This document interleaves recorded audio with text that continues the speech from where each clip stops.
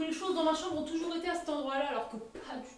Hello, c'est Estelle. Aujourd'hui, je vous retrouve pour faire l'update lecture de octobre-novembre, j'allais dire. Donc, octobre-novembre. Alors, évidemment, j'enlève de cette update lecture les 5 livres français que j'ai lus pendant 2 semaines en début novembre. Donc, je vais plutôt parler de ce que j'ai lu en octobre et là, ce que j'ai lu donc ces 2 dernières semaines. Donc, nous allons parler en premier de Ninth House de Leigh Bardugo, La 9e maison. Ensuite, nous parlerons de Hémophilia, le roman de Justine Savy.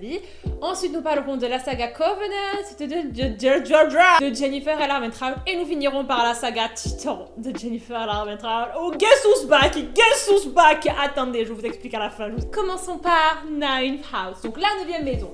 Alors, là, la personne qui est devant vous est un petit peu stupide. Vous commencez à le savoir. Elle adore lire des livres en anglais parce qu'elle veut voir la vraie plume de l'auteur, les vrais dialogues. Et donc, j'ai fait l'erreur de lire ces livres en anglais. Vous savez ce qui s'est passé?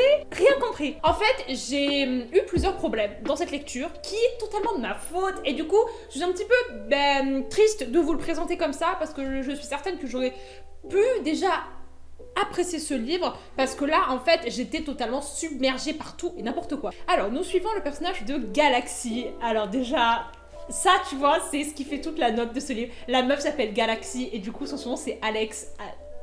Et on va la suivre pendant 4 temporalités. Avant le début de l'histoire, pendant l'histoire, dans un bond de 6 mois après le début de l'histoire et vers la fin de l'histoire. Pendant l'été, pendant l'automne, pendant le printemps, pendant l'hiver. Et cette meuf, qu'est-ce qu'elle fait pendant un an? Elle est à l'université de Yale, je crois que c'est en Angleterre. Hein. Elle est dans une espèce de petite association privée secrète qui pratique de la magie parce qu'en fait elle a un don qui est qu'elle peut voir des fantômes qui s'appellent donc des Grey et qui sont des créatures que les humains normaux ne peuvent pas voir. Il y a un meurtre et elle va essayer de savoir ce qui s'est passé, c'est qui a tué cette personne, etc. Et au fur et à mesure on va sombrer dans quelque chose de très très dark parce que donc les Grey là ils font très peur. Il va lui arriver des tas de choses différentes avec aussi des gens de l'université. Trigger warning pour plein de trucs, je vous les mettrai tous là parce que ce livre, il faut faire très gaffe, c'est un livre adulte. Et en fait, moi, mon plus gros problème, c'est que je ne savais pas qu'il y avait tant de remonter dans le temps, on saute dans le temps, on reva dans le passé, dans le futur. L'histoire commence où tu es déjà au milieu de son année à Yale. Et après, tu fais un flashback et tu reviens au tout début quand elle y était pas.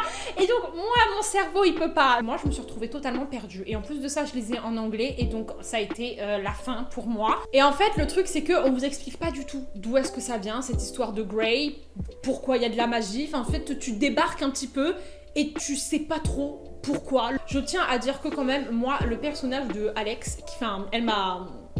J'ai envie du coup de relire ce livre essentiellement pour elle. À chaque fois, elle me surprenait avec ce qu'elle faisait, ce qu'elle disait. Et c'est une narratrice, moi en tout cas, c'est grâce à elle que j'ai quand même avancé dans le livre et que j'ai voulu finir parce que je voulais voir ce qu'elle devenait, comment elle réagissait aux différentes choses parce que c'est vraiment une personnage principale qui m'a intriguée. Il lui arrivait plein de choses dans sa vie à cette jeune fille et elle fait aussi plein de choses sous nos yeux et c'est vraiment, des fois je me suis dit waouh, franchement meuf tu m'impressionnes. Il y a aussi une ambiance très chelou. Bon alors vous le savez si vous lisez du Leigh Bardugo, c'est la reine de l'ambiance chelou, de l'ambiance lourde et de l'ambiance un peu dramatique je dirais, et on retrouve pas mal ça dans Grisha et je l'ai retrouvé un petit peu et donc ça m'a fait plaisir parce que elle arrive en fait à créer un univers. T'as même plus l'impression d'être sur Terre. Donc voilà, c'est une lecture qui m'a vachement intriguée, mais le seul problème c'est que j'ai pas réussi vraiment à rentrer dedans, à comprendre tous ces enchevêtrements de temporalité. Ça m'a perdu et je m'en veux parce que j'aurais dû le lire en français et j'aurais pas dû faire la belle à me dire t'inquiète je vais tout comprendre et tout. Et en fait le truc qui a fait que j'ai encore moins du coup été happée dans l'histoire, c'est que y a pas trop de romance et ça c'est vraiment mon point faible. Si jamais il y a pas de romance, moi c'est un peu ça sur lequel je m'accroche, je me repère un peu par rapport à ça et là il y en avait pas. Donc peut-être dans les prochains tomes, moi je suis positive parce que Darlington chérie, il va falloir que tu ramènes tes fesses. Je vais en tout cas largement lire le tome 2 parce que je sais qu'il y a du potentiel et je sais que cette histoire elle va arriver quelque part. Après cet échec cuisant, je suis allée me diriger vers un livre qui je savais allait m'emporter, qui je savais allait être tout doux, tout gentil. Hémophilia de Justine Savy. Alors en fait, je vous cache pas que je l'ai fini il y a une demi-heure et je suis toujours en train de process les émotions. C'est un livre auto-édité. Justine Savy, elle a donc un compte Insta, un podcast, un YouTube. Je vous mettrai tous ces liens en barre d'infos. Et voilà, donc ça fait 5 ans qu'elle travaillait sur ce livre. Moi, j'ai donc assisté à la fin du premier jet, ses corrections, à sa campagne Ulule. Enfin vraiment, j'étais super contente d'être là pour voir pas à pas ce projet avancer. Et je suis hyper fière de tenir enfin la chose entre mes mains. Donc de quoi parle ce roman? C'est un roman young adult, donc pour adolescents, où en fait on suit le personnage de Elia et Maxime qui sont voisins depuis 10 ans. Et en fait ils ont noué une amitié à se parler tous les jours un peu sur leur balcon. Ils s'échangent des mots, ils ont vraiment un petit peu des habitudes et des jeux entre eux. Mais en fait ce que Maxime ne sait pas, c'est que Elia est atteinte d'hémophilie, d'où le nom Hémophilia, ce que je trouvais excellentissime comme titre, ce qui fait qu'elle est vraiment hyper protégée par ses parents. Ils ne la laissent quasiment rien faire, quasiment jamais sortir, parce qu'ils ont peur qu'elle se blesse et que du coup elle se mette à saigner et qu'elle meure. En fait, tu peux avoir des bleus, en fait. T'es pas forcément obligé de te blesser, c'est juste que des fois t'as des bleus et du coup Maxime, souvent il se disait putain c'est bizarre quand même parce qu'elle a des bleus tout le temps. Moi je pense qu'il se passe un truc chelou chez elle et tout, mais Maxime lui est un petit peu plus timide, un petit peu plus réservé et du coup il a jamais vraiment osé faire quelque chose. Un jour, Elia dit écoute, j'en ai marre de rester chez moi, j'en ai marre d'être un petit peu protégée tous les jours par mes parents, viens on s'en va, on part à l'aventure et on fait un voyage que tous les deux. Au début Maxime il se dit attends mais moi je veux rester chez moi, je comprends pas. Il aime bien prévoir les choses à l'avance et moi je me suis vachement retrouvée en lui parce que pareil je suis une meuf qui aime vraiment tout prévoir, planifier, savoir dans les moindres détails ce qu'on va faire. Et là ça l'a pris le cours et au final il accepte et donc ils partent faire leur petite aventure. Mais vous vous doutez bien que des choses vont se passer, notamment par rapport à la maladie de Elia et on les suit dans leur relation à partir de là. Voilà. Vous voyez, ça c'est un livre que je vous propose. Sauf qu'en fait ce n'est pas ça, le livre que vous propose Justine. Et ça tu le réalises 30 pages avant la fin. En fait tu réalises que c'était pas du tout ça que tu étais en train de lire, c'était totalement autre chose. Ce qui rend le livre d'autant plus impactant et en fait tu repenses tout ce que tu viens de lire et tu as envie de le relire pour rechercher toutes les choses qui du coup peuvent être interprétées de toute manière. Justine a fait quelque chose qui je trouvais encore une fois excellentissime. Elle a rajouté une énorme dose de réalisme dans ce livre. Par exemple, les endroits qu'ils visitent durant leur voyage, ce sont des vrais endroits que j'ai la chance de survoler tous les jours parce qu'en fait hier en discutant avec Justine, on a réalisé que c'était pile poil ce que je survolais en avion quand je pilote tous les jours. Donc en fait, ça fait des semaines que je suis dans la peau de Elia et Maxime, je ne le savais même pas. Les lieux ce sont les mêmes, elle a fait un effort, je crois bien qu'elle y est allée même pour voir un petit peu comment c'était et du coup on sent ça, on sent la précision de ce qu'elle décrit jusqu'à l'événement final. Il y a des Elia et des Maxime, il y en a. Ça c'est certain. Et en fait c'est ça que je trouve qui est vraiment extraordinaire avec ce livre, c'est que quand tu le refermes, tu sais qu'il y a des gens qui ont été dans ces situations-là, qui ont vécu ça. Et tout de suite le livre, tu le lis d'une manière très différente. Donc tout ça pour dire que roman feel good, oui, c'est vrai que c'est un roman qui est très très doux, très très pur. Il y a une authenticité, une pureté, même dans sa plume, elle a une plume qui est très épurée et moi ça j'apprécie parce qu'en fait, on n'est pas là pour vraiment entrer à 100% dans la tête des personnages. En plus, c'est très rigolo, on a un point de vue externe mais qui se balade entre les personnages. On va avoir du Elia troisième personne qui va se glisser après avec du Maxime troisième personne, même c'est leurs parents troisième personne, on passe avec tous les narrateurs et c'est vraiment hyper fluide. Enfin moi ça m'a impressionné parce que passer d'un narrateur à un autre comme ça, elle l'a fait en un claquement de doigts, donc franchement bravo. Je m'en lu en une traite, j'ai été transportée et en fait je m'attendais pas du tout à cette fin si réaliste et elle l'a pas écrit comme ça. Il y a vraiment eu une réflexion très profonde pour écrire ce livre et c'est ça que j'adore. Pas forcément un coup de cœur mais il m'a fait réfléchir et vous savez j'ai été vraiment... Quand je le lisais, je me disais waouh, il y a quelque chose. Après, ça n'a pas résonné en moi, mais franchement, je vous le conseille énormément. Et c'est un livre que vraiment, tout le monde peut le lire. Il est vraiment accessible à tous. Ma petite Elia, mon petit Maxime, vous m'avez vraiment, vraiment touchée. Donc merci beaucoup, j'en ai pleuré. Ma mère, j'en ai pleuré. Maintenant, passons à quelque chose d'un petit peu plus léger, d'un petit peu plus divertissant. Parlant de Jennifer Lawrence, oui, pourquoi pas. On s'était donc quitté au dernier update lecture où j'avais lu le premier tome de Covenant. J'ai ici le tome 3 que je vous montre parce que c'est le seul livre de cette saga que je possède dans mon appartement ici. Mais sinon, tout le reste de la saga est chez moi.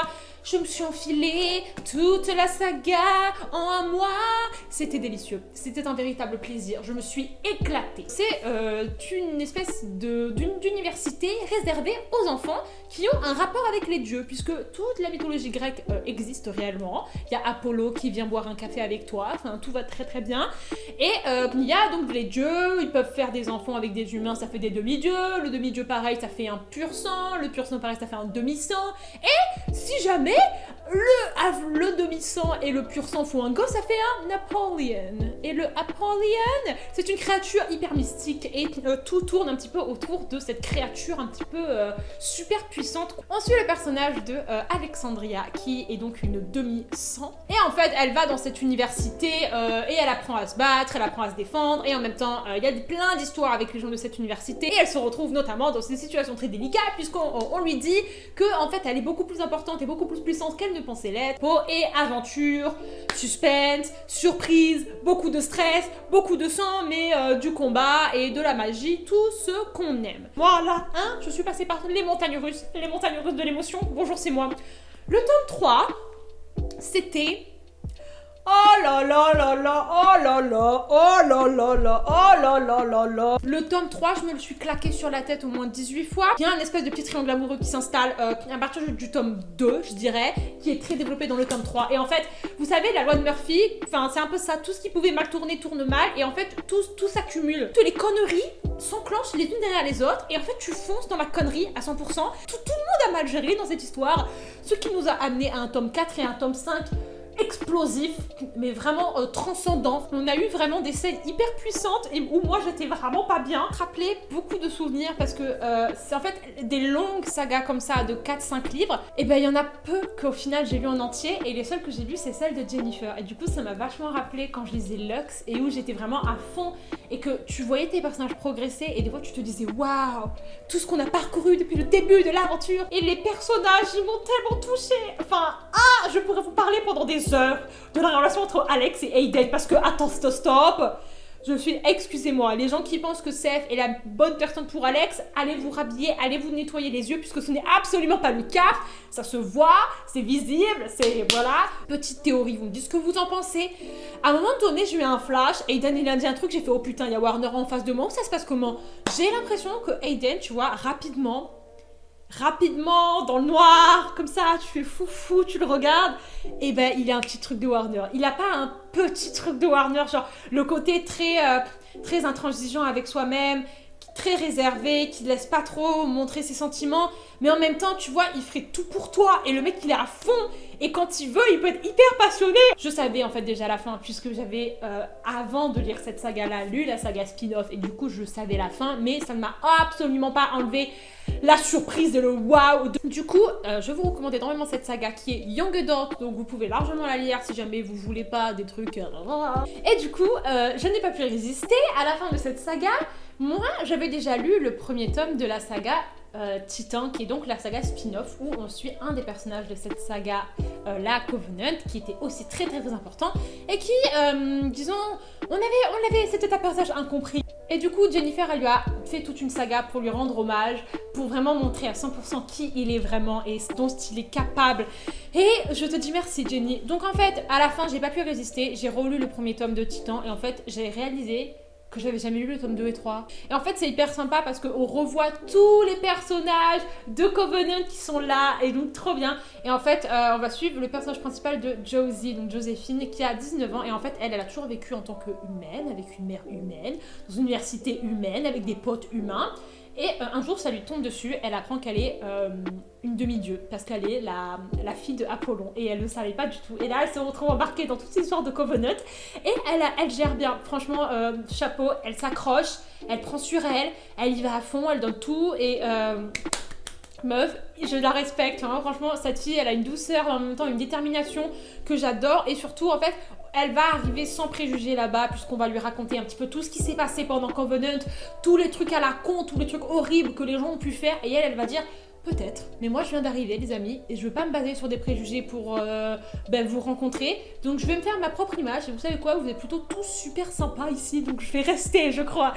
Et on la suit pendant une saga de plus de 3 livres parce qu'en fait j'ai fini le 3 et ce n'est pas fini. Il se passe plein de trucs dans cette saga hyper méchant. Mais le petit twist c'est quoi? C'est que ce coup-ci, c'est New Adult. Tu ne peux pas, franchement, si vous avez lu Covenant, vous pouvez pas vous arrêter là. Vous devez lire Titan parce que tu revois tous les personnages d'avant, tu les vois encore plus évoluer dans leurs relations, dans leurs amitiés, dans leur couple, dans leur plein de choses. Et en même temps, enfin, tu ne peux pas ne pas aimer, à moins que tu es jeune et que du coup il y a des scènes un petit peu trop explicites pour toi. Mais franchement, jetez-vous là-dessus. En plus, pour le moment c'est pas traduit, mais j'ai mes sources à Skip. J'ai lu, vont les traduire d'ici 2021, donc... Let's go, let's go. Pas très dur à lire en anglais, donc vous pouvez attaquer en anglais si ça vous dit. Et éclatez-vous, c'est du paranormal, de la plus belle des manières. Donc c'est tout ce que j'ai lu en ce moment. Donc voilà, si jamais vous avez lu ces livres ou si jamais vous voulez les lire, dites-le moi en commentaire. J'espère que cette vidéo vous a plu, je vous fais un gros bisou et je vous dis à la semaine prochaine dans une prochaine vidéo. Bye bye.